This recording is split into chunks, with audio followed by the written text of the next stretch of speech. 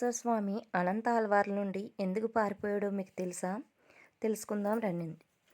అనంత ఆల్వార్ తిరుమలలో స్వామివారి కోసం ఒక అందమైన పూల తోట పెంచాలని నిర్ణయించుకున్నారు.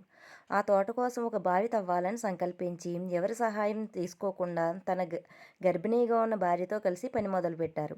అనంత ఆల్వార్ భార్య గర్భవతి కావడంతో ఆమె బరువులు మోయలేక ఇబ్బంది పడడం చూసి శ్రీనివాసుడు మనసు కరిగింది.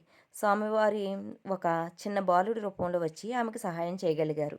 అనంత ఆల్వార్ చాలా నిష్ఠావంతుడు. ఈ కైంకర్యం తన కుటుంబమే చేయాలని, వేరే ఎవరి సహాయం తీసుకోకూడదని ఆయన పట్టుదల. అందుకే ఆయన ఆ అబ్బాయి సహాయం చేస్తానన్న అనంత ఆల్వార్ ఒప్పుకోలేదు. కానీ ఆ అబ్బాయి వినకుండా అనంత ఆల్వార్ భార్యకు తెలియకుండా సహాయం చేస్తూనే ఉన్నాడు.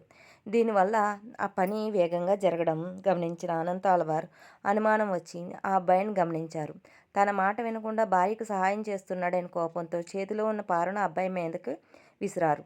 ఆ దెబ్బ అబ్బాయి గడ్డంకి తగిలి రక్తం కారింది.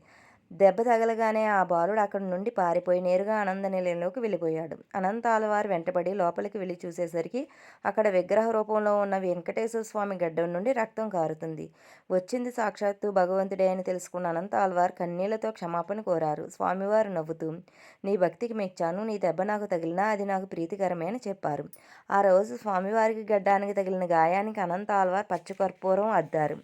అందుకే నేటికి తిరుమల స్వామివారికి గడ్డానికి పచ్చకర్పూరం పెడతారు.